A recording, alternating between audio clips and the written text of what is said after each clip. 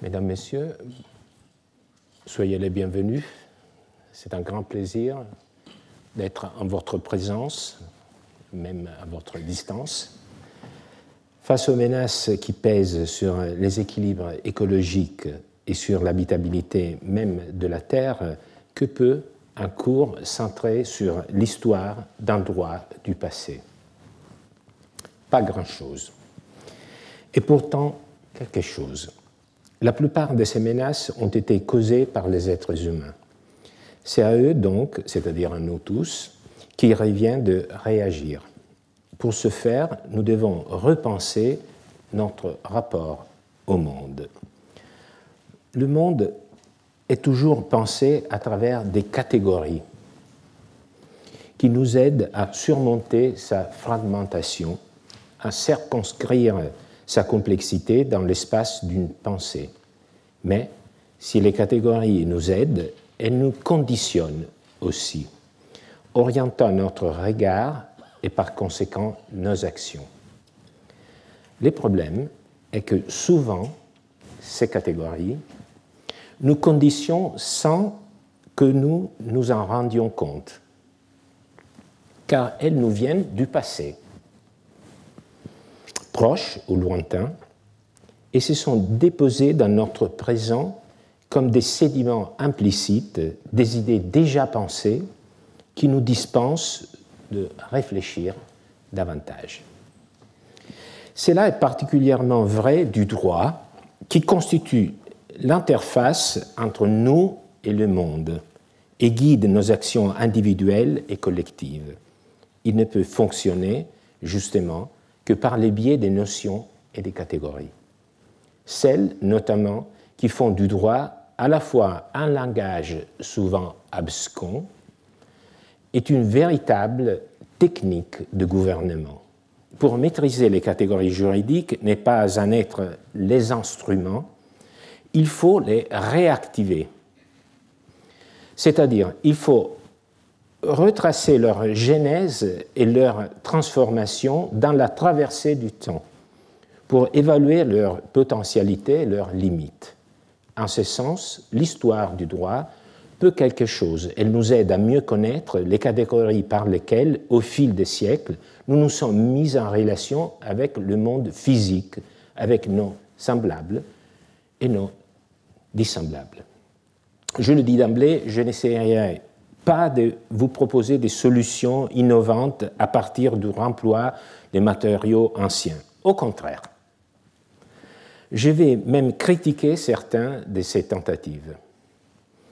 À mon avis, les matériaux historiques doivent être traités un peu comme des êtres vivants.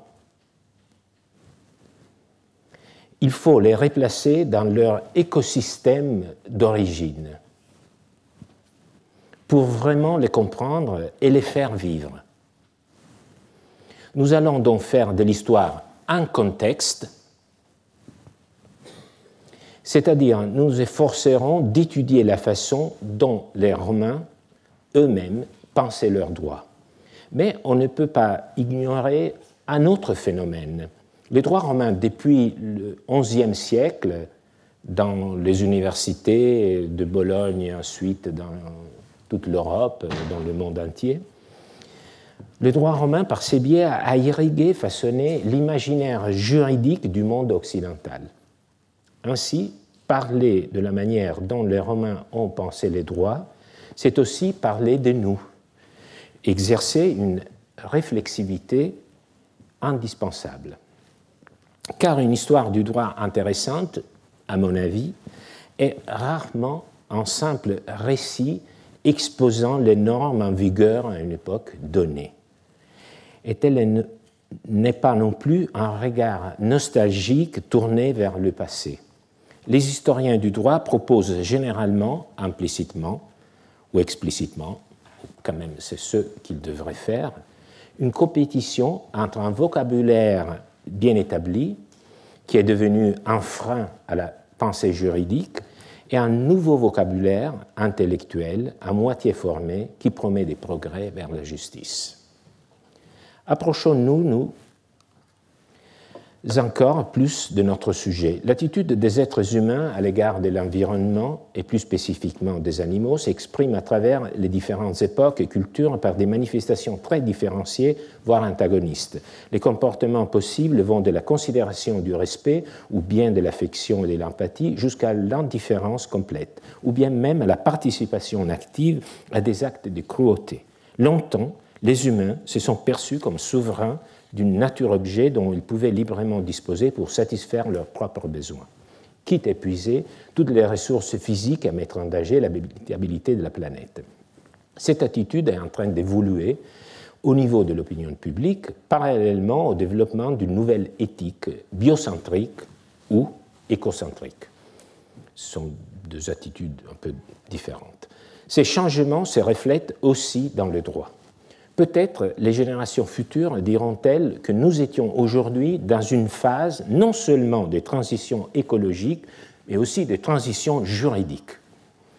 Aux frontières de cette transition se trouve un mouvement mondial croissant pour reconnaître les animaux non humains comme des sujets de droit, notamment comme des personnes morales. Alors, personne morale est la figure juridique qui s'emploie par exemple pour qualifier les établissements publics ou les sociétés commerciales. Donc, il y a ce mouvement qui prône un changement radical qui doterait les animaux, mais pas seulement les animaux, les écosystèmes naturels en général, disons, les objets de la nature, qui doterait ces objets d'une variété des droits légaux que j'ai appelés dans l'intitulé de mon cours « Les droits de la nature » avec la majuscule, une majuscule. Ce mouvement vers la personnification des éléments de la nature s'est fait l'écho d'une prise de conscience. Nous commençons à comprendre que nous ne sommes pas en dehors de l'environnement, qu'il existe des liens d'interdépendance entre tous les vivants, et même entre les vivants et ce qui est inorganique. Quelle manière plus symbolique et plus directe d'exprimer cette prise de conscience que d'accueillir aussi le reste des vivants, et plus généralement les écosystèmes, dans le concept de personne, de sujet de droit, qui a toujours été le signe distinctif de l'homme dans le monde du droit. Accorder aux autres vivants le statut de sujet de droit équivaudrait à reconnaître que nous faisons partie d'une même et seule catégorie. D'autre part, et symétriquement, il s'agirait de soustraire les non-humains au statut subalterne d'objet de droit, d'un bien dont le destin ne serait que d'exister pour la satisfaction des besoins humains.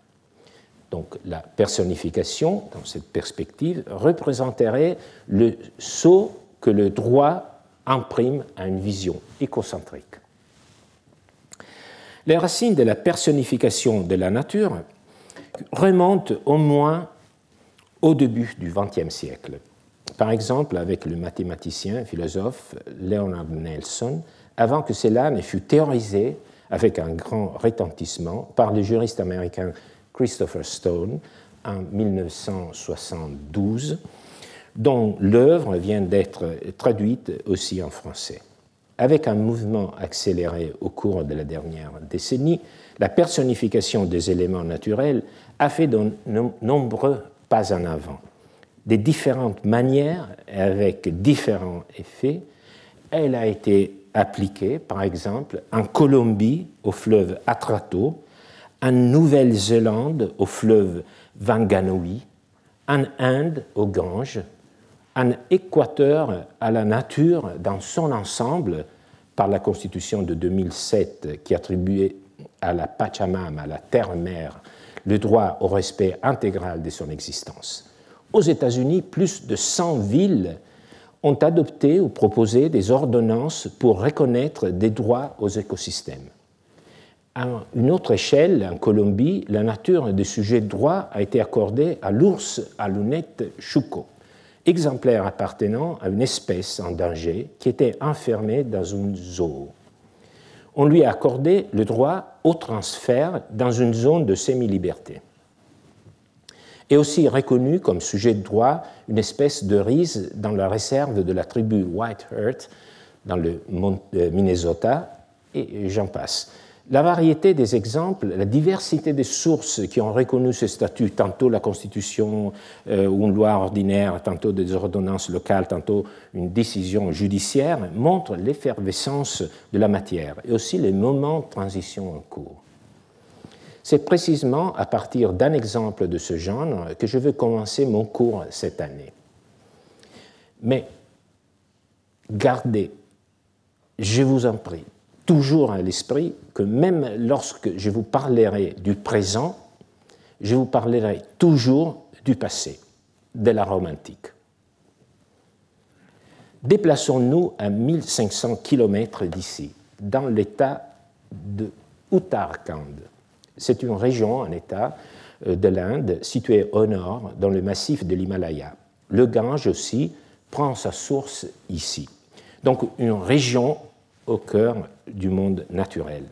Il est bordé au sud-est par le Népal. Les gouvernements de l'Inde et du Népal ont conclu en 1991 un traité de transit et de commerce. En effet, entre ces deux pays, il existe un remarquable transit de véhicules transportant des passagers et des marchandises. Une partie de ces véhicules, compte tenu des conditions naturelles et économiques, sont des chariots ou des charrettes tirés par des chevaux. L'itinéraire principal part de Bambaza, en Uttarakhand, donc en Inde, jusqu'à Bhimdatha, au Népal. Il parcourt une dizaine de kilomètres. En 2014, c'est le début de notre histoire, un citoyen indien a fait appel à la haute cour de l'Uttarakhand. Je vous rappelle que l'Inde est une république fédérale. Donc, l'Uttarakhand, c'est une région, c'est un État avec une juridiction, avec un certain degré d'autonomie. Donc, il a fait appel à la haute cour de l'Uttarakhand en agissant pro bono publico, au nom du bien public.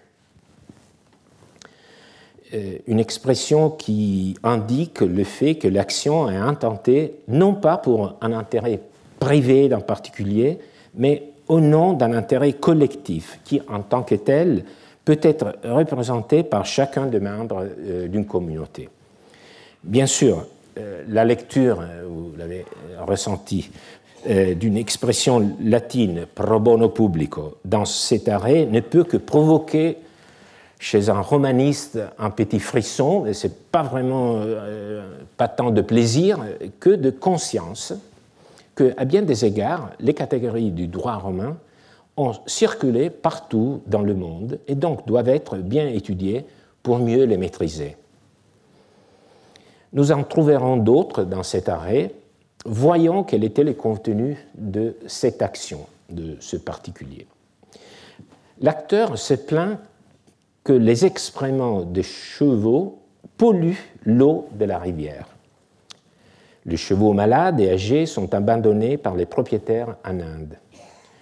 Les chevaux infectés sont dangereux pour l'homme.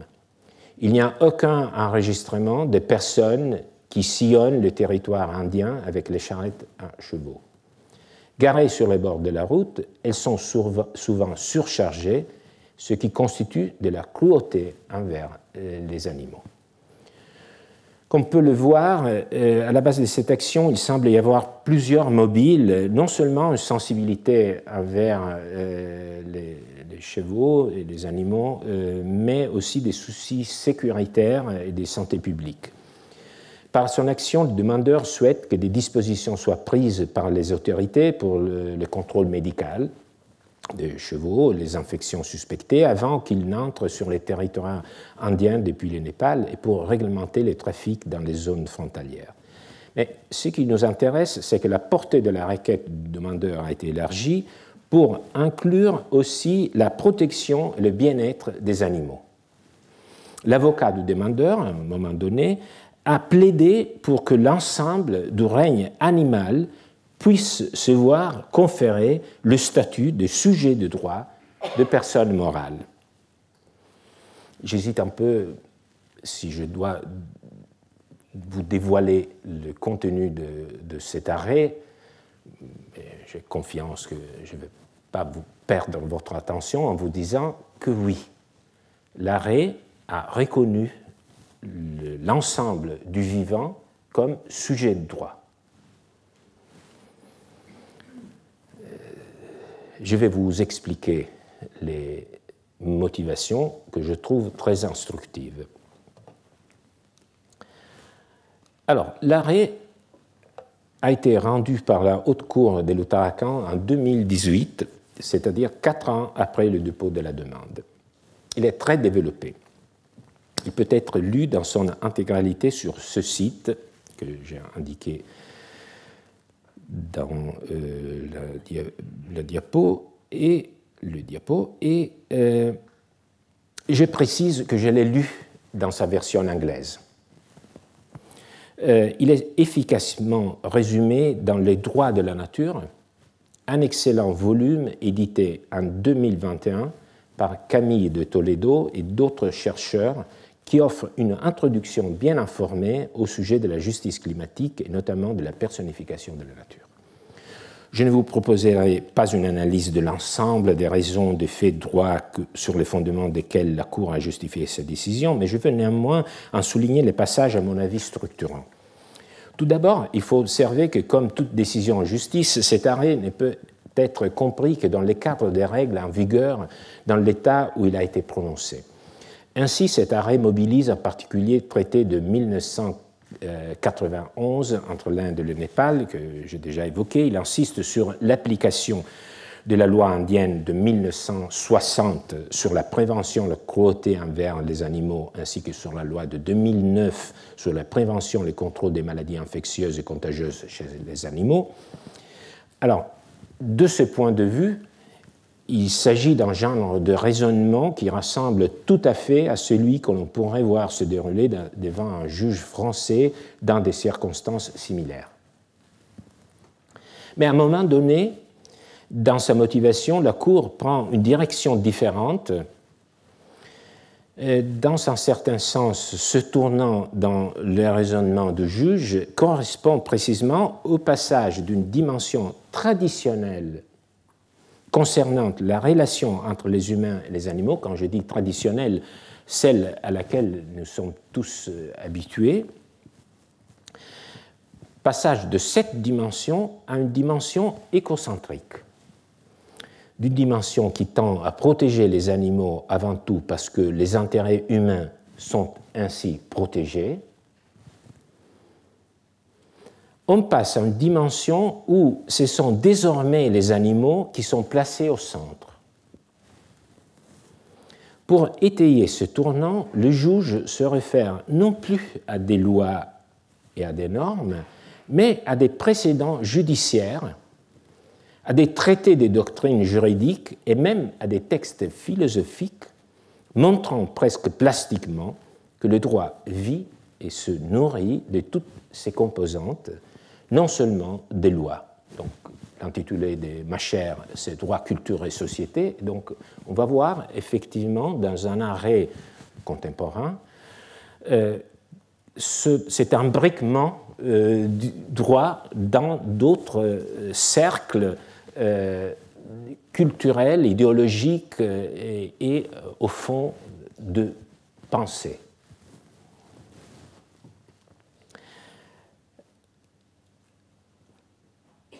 Alors, je me borne à toucher seulement quelques points. Tout d'abord, il a expliqué que la Cour suprême indienne, dans l'arrêt, il a expliqué que la Cour suprême indienne, en 1969, a statué qu'une idole endue est une entité juridique capable de détenir des biens et même d'agir en justice par l'intermédiaire de ses shebaïts, c'est-à-dire du personnel chargé de la gestion de ces biens, les gardiens du temple. Donc, on a reconnu une qualification de sujet de droit à une idole hindou. Les personnes ainsi chargées de cette tâche, les gardiens du temple, sont habilités à faire tout ce qui peut être nécessaire pour le service de l'idole et pour le bénéfice et la préservation de sa propriété, au moins dans une mesure aussi grande que le gestionnaire d'un héritier mineur. Rien d'étonnant pour un antiquisant, le phénomène du patrimoine rattaché à un temple ou à un dieu est bien connu en Grèce et à Rome.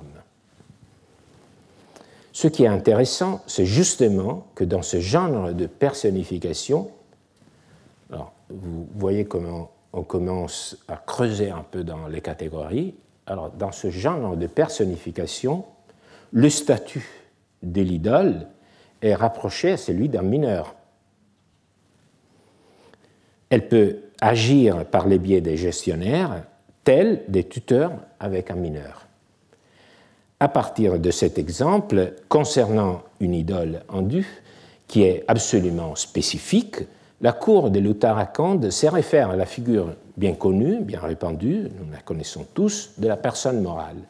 Avec les développements de la société, je cite l'arrêt, là où l'interaction d'un individu était insuffisante, pour stimuler le développement social, la coopération d'un cercle plus large d'individus était nécessaire. Ainsi, des institutions telles que des sociétés et des entreprises ont été créées pour aider la société à atteindre les résultats souhaités. C'est la théorie civiliste de la personne morale dont on connaît au moins trois types. D'abord, une corporation, c'est-à-dire un groupe d'individus. Donc, une corporation, c'est un groupe d'individus, telle une société commercial. Second type, c'est celui où l'objet choisi pour la personnification n'est pas un groupe d'individus, mais une institution. La loi peut, s'il lui plaît, considérer une université, un hôpital, une bibliothèque comme une personne. Troisième type de personne morale est celui dans lequel le corpus, l'objet personnifié, est un patrimoine ou un domaine consacré à des usages spéciaux, par exemple un fonds de bienfaisance. Il est clair que dans aucun de ces cas, la personne morale ne peut exercer directement les activités accessoires à un litige ou à l'entretien des relations juridiques. Par exemple, elle ne peut pas signer un contrat. Nécessairement, la personne morale agit par le biais d'agents humains comme les gardiens de l'idole ou les administrateurs d'une société commerciale ou d'un fonds. Les actes de ces agents sont imputés à la personne morale, ils ne sont pas les actes juridiques des agents humains eux-mêmes. Après avoir posé ces bases, la Cour a examiné la loi indienne de 1960 pour la prévention de la cruauté envers les animaux et a décidé qu'elle devait être interprétée la plus largement possible en faveur des animaux. Ici, encore, un élément très important de théorie juridique et de la pratique juridique, l'interprétation. Alors, on a toujours l'impression que l'interprétation, c'est une opération assez mécanique, avec des résultats presque déjà déterminés, mais l'interprétation dépend, par exemple, de la perspective qu'on adopte. Et dans ce cas, la Cour de l'Uttarakhand a dit que les lois qui concernent la protection des animaux doivent être interprétées de la façon la plus large possible afin d'assurer une protection la plus large possible aux animaux. Alors, j'appelle ce type d'interprétation qui est typiquement, thématisé par le droit romain comme le favor naturae. Donc, c'est quelque chose, c'est une interprétation qui va dans le sens à la faveur de la nature. Donc, vous voyez, c'est une idéologie, c'est une valeur qui oriente l'interprète. Alors, toujours, lorsqu'il y a une loi, une norme, un texte, il faut vraiment rétablir le rapport qui est un rapport dialectique entre le texte et l'interprète. Et l'interprète lit le texte à la lumière des valeurs. Dans ce cas, la valeur assumée par la Cour de l'Uttarakhand, c'est très honnête, parce que les juges le disent d'emblée, c'est d'interpréter de la façon la plus favorable possible à la nature.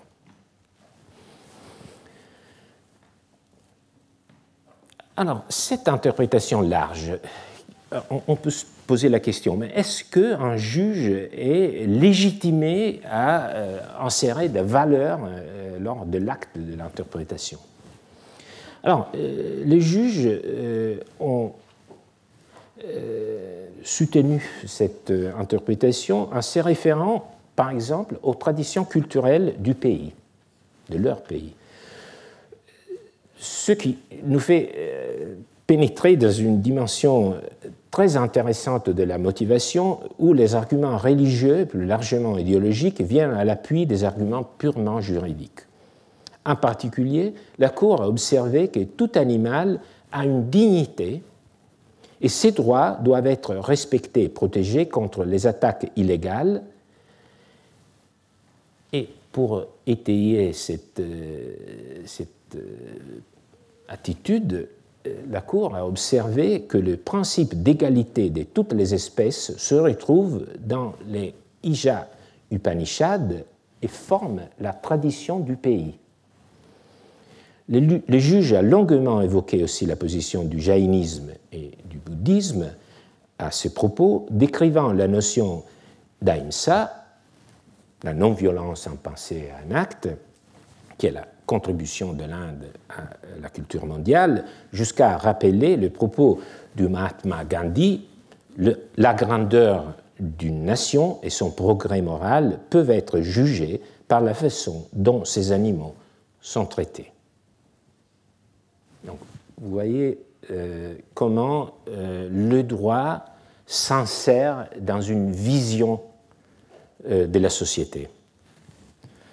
Les juges apportent aussi des éléments tirés de la science, notamment de l'éthologie.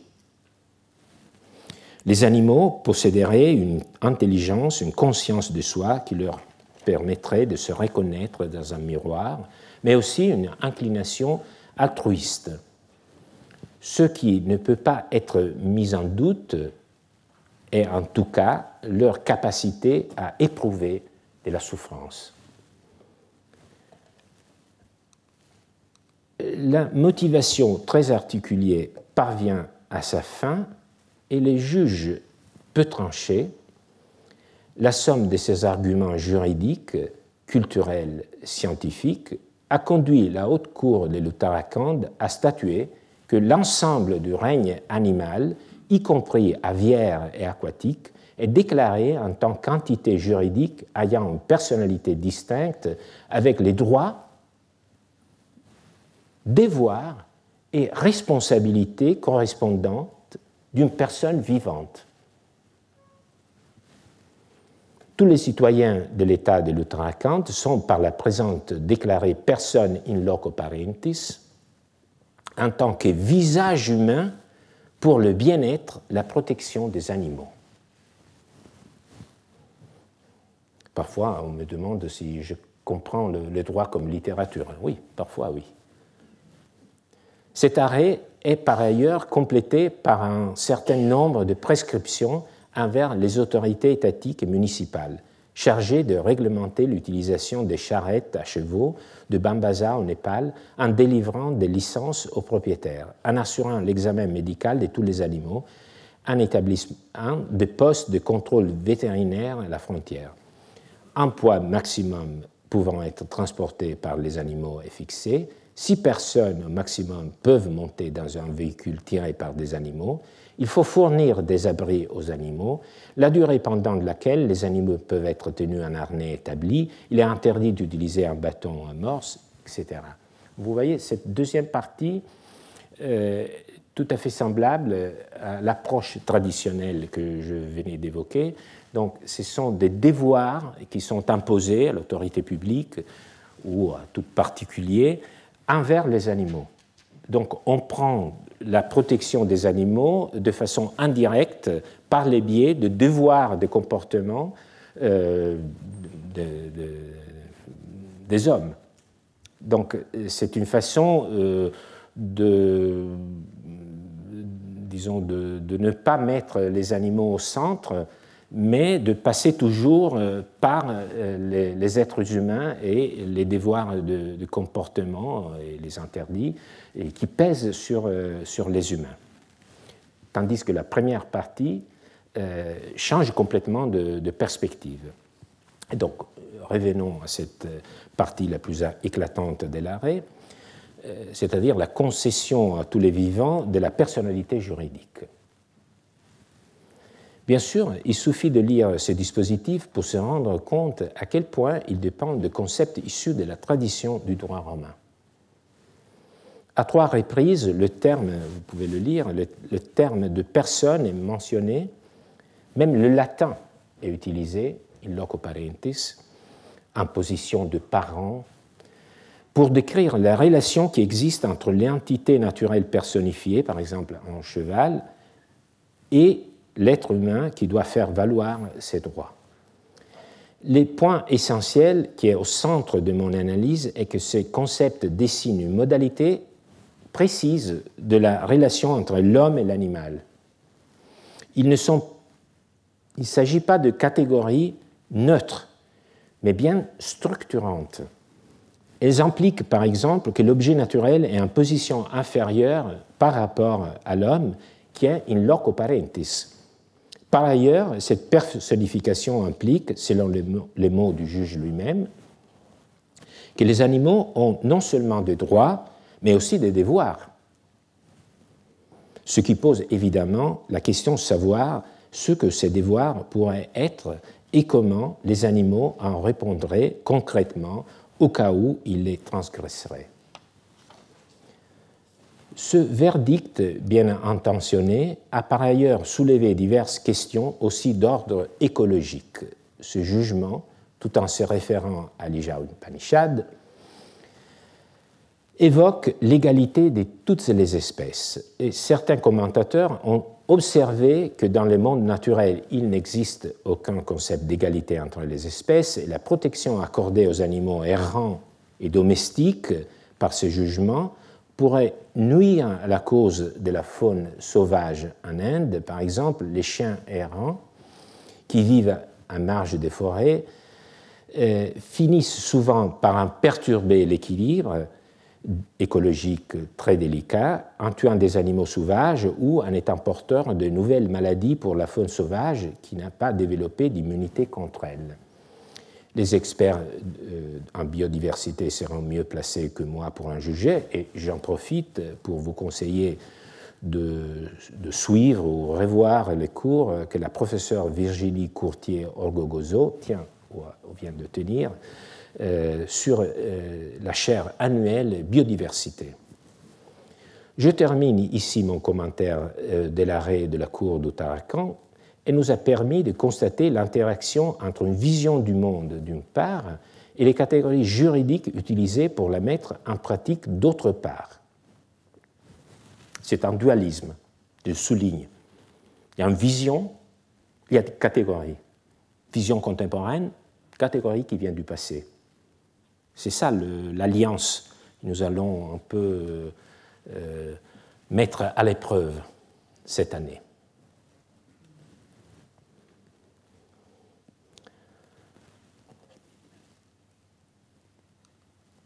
Pour nous laisser encore plus emporter par les vertiges de l'histoire du droit, je vous propose maintenant un autre dépaysement. Nous nous déplaçons à Rome, à 1500 km de l'Uttarakhand. Bien sûr, c'est aussi un voyage dans le temps. Nous nous plaçons maintenant vers la fin de la République, en une année indéterminée, disons peu avant ou peu après la mort de Jules César.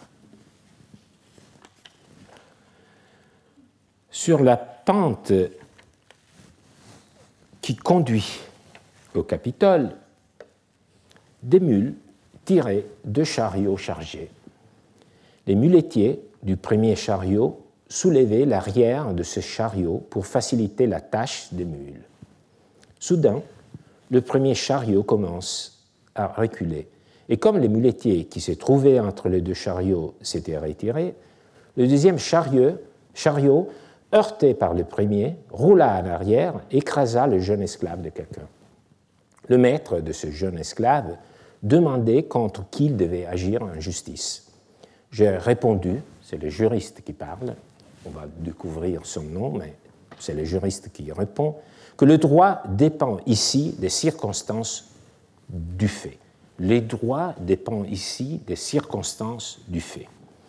Car si les muletiers qui soutenaient les chariots de tête s'étaient retirés de leur propre chef, et à cause de cela, les mules n'avaient pas pu retenir les chariots et avaient été tirés en arrière par le poids même, il n'y a aucune action contre les propriétaires de mules. Les propriétaires du garçon pouvaient agir sur la base de la loi Aquilia contre les hommes qui avaient soulevé l'arrière du chariot. En effet, c'est causer du dommage que de lâcher à dessein une chose que l'on retient pour qu'un autre en soit blessé, comme si quelqu'un, après avoir effarouché un âne, ne l'avait pas retenu. Il a causé un dommage injuste, tout comme s'il avait lancé une arme ou autre chose de sa main. Mais si les mules avaient fait une embardée, les muletiers ont quitté les chariots de peur d'être écrasés, aucune action ne pourrait être engagée contre eux, mais elle peut être intentée contre les propriétaires de mules. D'autre part, si ni les mules ni les muletiers n'ont à voir avec la situation, mais les mules n'ont pas pu retenir le poids, ou si en essayant de le faire, elles avaient glissé, étaient tombées, et les chariots avaient reculé sans qu'il eût été possible que les hommes en soutiennent le poids qui était retombé sur eux, il n'y a pas d'action ni contre le maître de mule, ni contre les hommes. Une chose est certaine, quelle que soit la situation, aucune action ne peut être intentée contre les propriétaires de mules en deuxième position, car ils ont reculé, non pas de leur chef, mais parce qu'elles ont été heurtées. Alors, il s'agit d'un passage gardé par le digeste de Justinien. Donc, nous le lisons, nous en avons connaissance par le biais du digeste de Justinien. Vous savez, le digeste de Justinien, c'est une anthologie voulue par l'empereur Justinien et achevée en 533, une anthologie des écrits des juristes précédents, que Justinien considérait comme une composante toujours vivante à cette époque du système juridique. Alors, ce passage en particulier est tiré de l'œuvre d'un juriste actif dans les dernières décennies de la République, justement à l'époque de Jules César et d'Octavien Auguste. Son nom est Alphénus Varus. Il s'agit d'un juriste important et d'un homme politique influent aussi, qui fut consul, d'ailleurs, en 39 avant Jésus-Christ. Vous savez que les juristes étaient des particuliers, on l'a dit souvent les années précédentes, étaient des particuliers, des intellectuels, si on veut les qualifier de cette... je ne sais pas comment définir de ce nom, mais il avait souvent des rôles publics aussi. Mais ce qui est intéressant, c'est qu'il n'y avait pas vraiment un lien entre leur rôle public, par exemple, Alphénus a été un an consul, mais il était pour toujours un juriste. Et son autorité de juriste reposait surtout sur son expertise. Disons, c'est une autorité épistémique, ce n'est pas un pouvoir, c'est une autorité qui dépend de sa connaissance de la matière. Alors, Alphénus n'était pas seulement un homme politique, il est aussi le dédicataire de la 6e éclogue de Virgile. Mais pour moi, il n'est ni un consul ni le dédicataire de la 6e éclogue, il est surtout un juriste avec une capacité presque picturale de décrire les faits en cause et une précision impeccable pour leur donner une qualification juridique. Ces textes sont des tableaux de vie dans un cadre de droit. C'est un véritable artiste.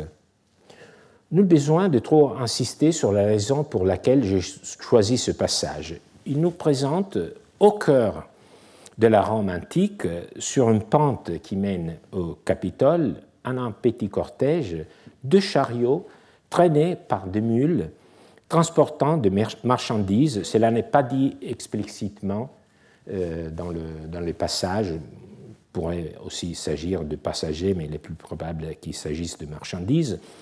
Les clivus capitolinus commencent sur les côtés nord du forum romain, derrière l'arc de Septime Sévère dans les prolongements de la Via Sacra. Le commencement est indiqué par la flèche.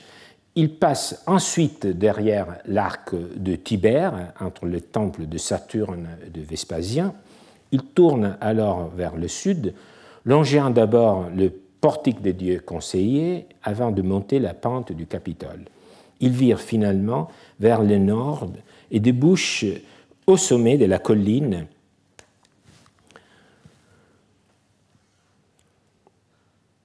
au pied du temple de Jupiter capitolin.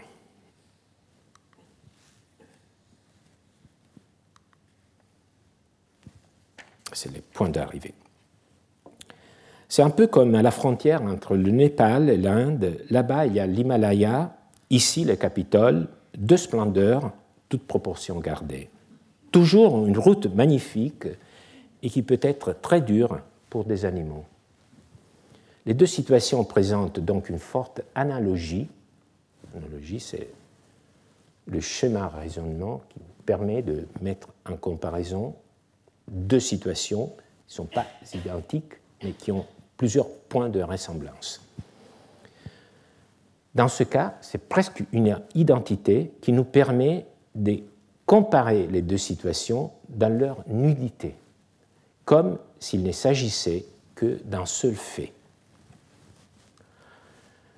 Ce qui change complètement dans les deux cas, c'est la perspective, les intérêts protégés. Si dans l'arrêt du juge indien, les soucis principaux portent sur le bien-être des chevaux, les juristes romains ne s'inquiètent pas de la santé des mules soumises à chargement excessif, ils se préoccupent de protéger les intérêts purement humains patrimoniaux. Alors, voyons comment. Un plébiscite voté en 286 par la plèbe romaine, qui s'appelle la loi Aquilia, rend chacun responsable du dommage causé par sa faute. C'est le fondement de ce qu'on appelle aujourd'hui encore, en son honneur, la responsabilité aquilienne, réglée par l'article 1240 du Code civil. Tout fait quelconque de l'homme qui cause à autrui un dommage oblige celui par la faute duquel il est arrivé à le réparer. La loi Aquilia dispose dans son chapitre premier que celui qui aura tué injustement l'esclave d'autrui ou les quadrupèdes faisant partie de son bétail soit condamné à donner au maître la valeur maximale qu'a eue la chose dans l'année. Les juristes Gaius précisent que tuer injustement signifie tuer par dol ou par faute, et il observe qu'aucune loi ne punit les dommages causés sans injustice, reste donc impuni celui qui, sans faute ni dol malicieux, cause un dommage par suite d'un cas fortuit. Gardons ça en mémoire.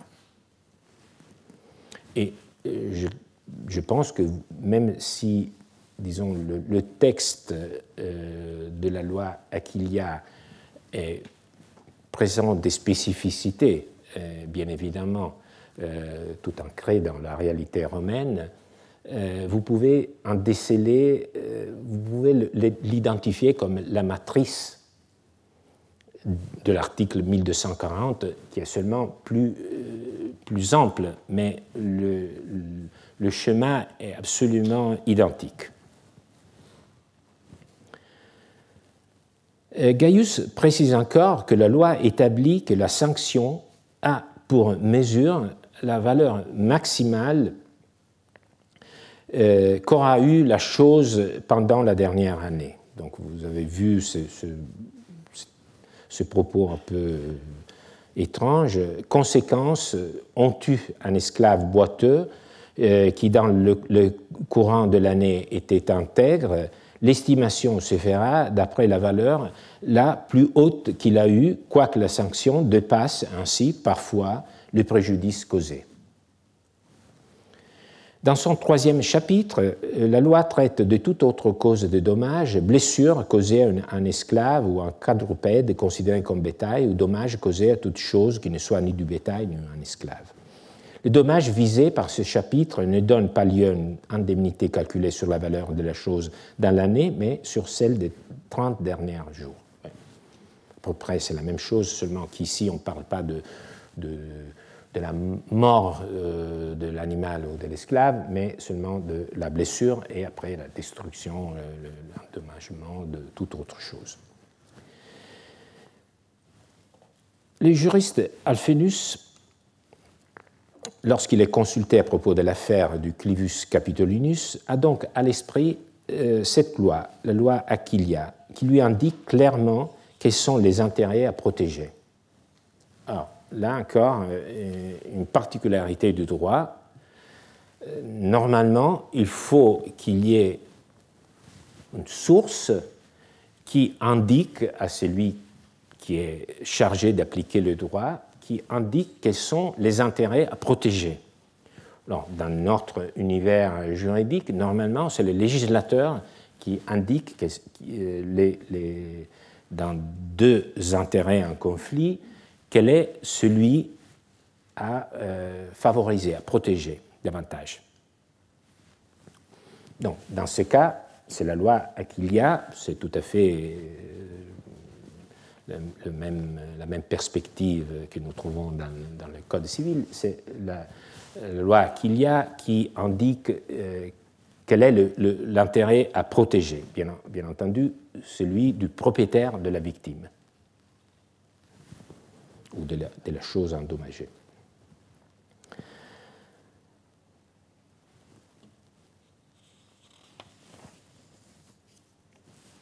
Alors, nous reviendrons sur ce point des intérêts protégés, qui est essentiel dans notre démarche de comparaison entre les deux situations, mais il est important pour l'instant d'observer les juristes au travail.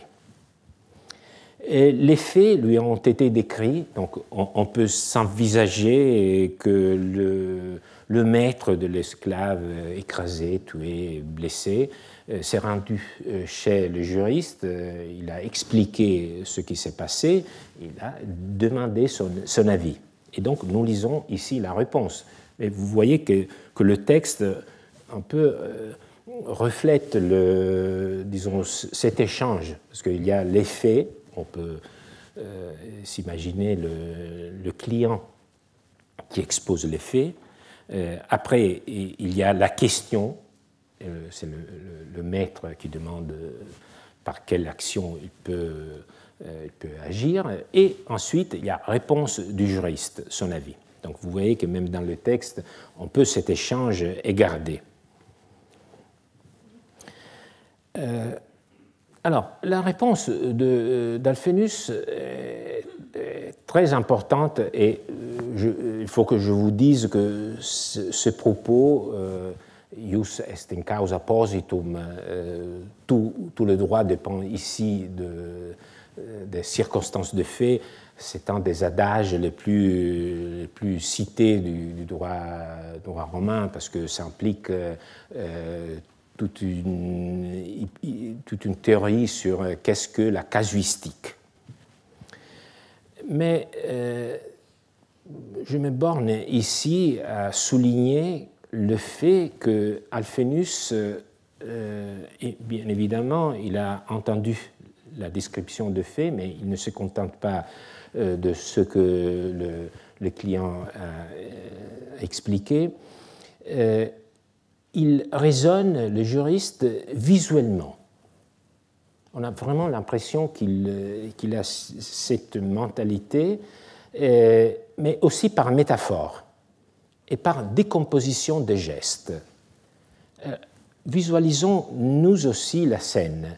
Alors, je m'excuse, je n'ai pas retrouvé un bas-relief avec des mules, donc il s'agit de bœufs.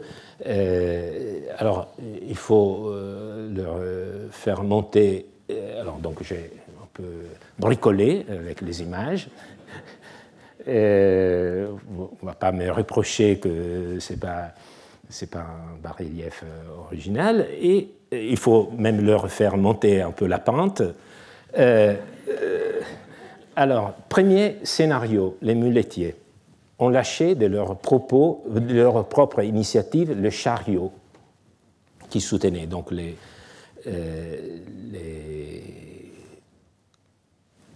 muletiers ici. Ont lâché de leur propre initiative le chariot qui soutenait, si bien qu'il a fait marche arrière et a heurté celui de derrière. Ce sont les muletiers qui doivent répondre de la mort ou de la blessure du garçon. Certains diront, les juristes anticipent l'objection, qu'en réalité, les muletiers n'ont pas du tout frappé le jeune esclave, ils ont simplement relâché le chariot situé plus haut. Vous comprenez, un avocat, l'avocat des muletiers, il pourrait dire, oui, ils ont lâché le premier chariot, mais ce n'est pas le premier chariot qui a heurté l'esclave, c'est le deuxième. Mais le juriste répond, relâcher volontairement une chose que l'on retient, de telle sorte que cette chose blesse quelqu'un, ce n'est rien de moins que causer un dommage. Ah, c'est très bien, mais il faudrait l'expliquer, le justifier. Donc, il ne faut pas se contenter de cette assertion. Comment est-ce que le juriste l'explique? Il poursuit, ainsi par exemple, si quelqu'un qui mène un âne et ne le retient pas cause un dommage de même que quelqu'un qui jette une arme, vous voyez cette façon de procéder. Alors, donc, il dit, si quelqu'un qui mène un âne ne le retient pas, c'est comme quelqu'un qui jette une arme. C'est une façon de catégoriser la réalité. Notre point de départ, c'était les catégories. Maintenant, on comprend un peu mieux qu'est-ce que cela veut dire. C'est une façon de catégoriser la réalité. Mais c'est aussi faire des analogies, et cette analogie est très chargée de valeurs, car Alphénus parle d'abord d'un animal. Ensuite, il parle d'une arme. Et donc, dans le bref instant d'un propos, il transforme l'animal en une arme. Et quand il parle d'une arme, tout le monde comprend que c'est la responsabilité de celui qui a utilisé l'arme s'il a blessé ou tué quelqu'un. Donc, son propos, cette équiparation entre les muletiers qui ont relâché la première charrette et celui qui jette une arme, est suffisante pour tout expliquer. Alors, vous voyez comment le droit procède par des catégories, des rapprochements, des analogies, mais dans ces procédés, il y a toujours des valeurs qui pénètrent dans le raisonnement. Et c'est une valeur qui pénètre par le biais d'un mot seulement, arme, tellum. Deuxième scénario, les mules se sont emballées et ont laissé partir la charrette. La responsabilité incombe alors au propriétaire de mules. C'est lui qui devra payer au propriétaire de l'esclave écrasé la sanction. C'est lui qui devra payer la sanction.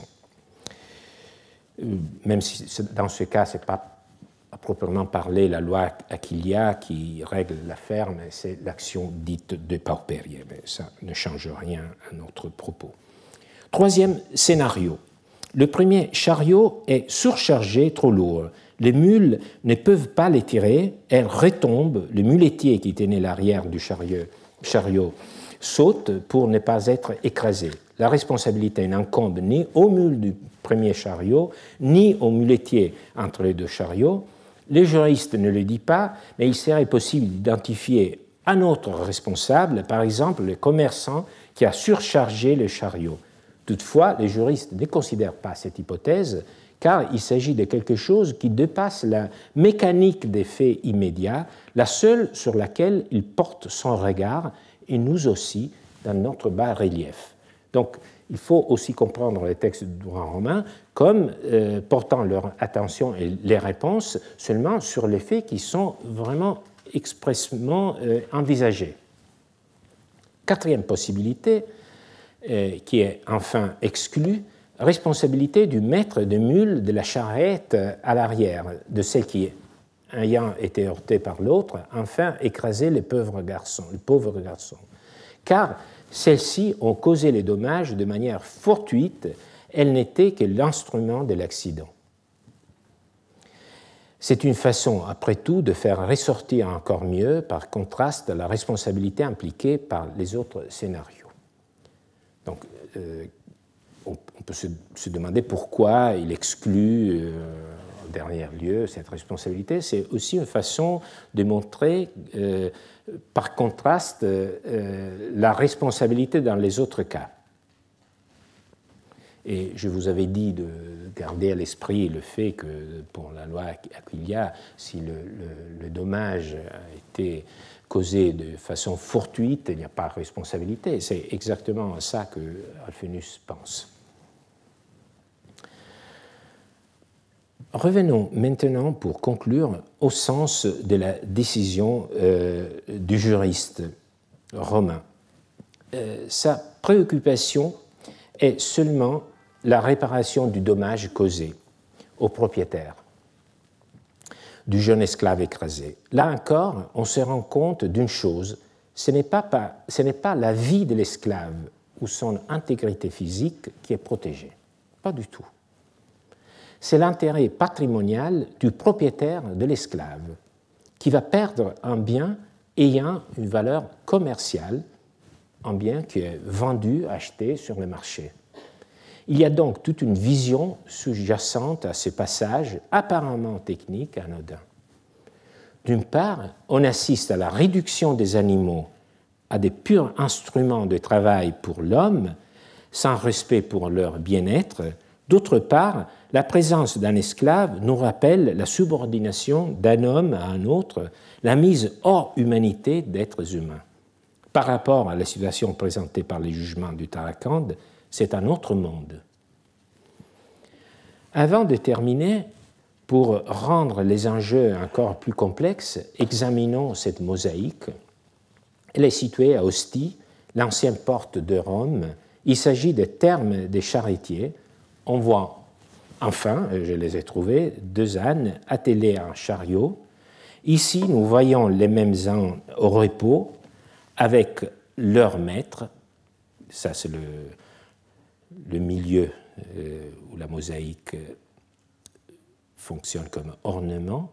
Là, on les voit au repos avec leur maître. Ce qui nous frappe, c'est que leurs noms sont indiqués. L'un est le pudique, l'autre le podagre.